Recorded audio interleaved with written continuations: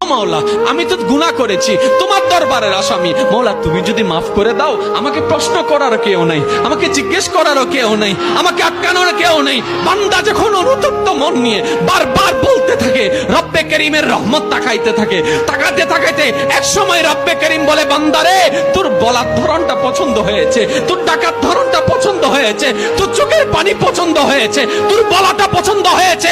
এবার মাওলা বলে, আমি তোর সারা জীবনের কত গুনাহ করছিস? বান্দা বলে, মাওলা 40,000 পার হয়ে গিয়েছে। কেউ বলে যে মাওলা পাহাড় পরিমাণ হয়েছে, কেউ বলে যে মাওলা আসমান পরিমাণ হয়েছে। এবার মাওলা বলে যে আমি মাফ করে দিলাম, আমি মাফ করে দিলাম, আমি মাফ করে দিলাম, আমি মাফ করে দিলাম, আমি মাফ করে দিলাম, আমার বান্দাকে আমি মাফ করে দিলাম। ফেরেশতা বলে, মাওলা এত বড় গুনাহগার, এত বড় আসামি, হাজার গুনাহগার, হাজারটা গুনাহ তওবা করেছে একবার, মাফ চেয়েছে একবার, তুমি মাফ করে দিলা, তুমি মাফ করে দিলা। রব্বে করিম বলে, মাফ করব না তো কি করব?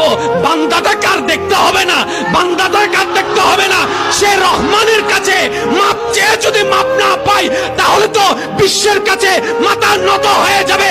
আরে সে রহমানের বান্দা, জাত্তার বান্দা না, যে রহমান হচ্ছে ইন্নাল্লাহ আলা কুল্লি শাইইন কাদির।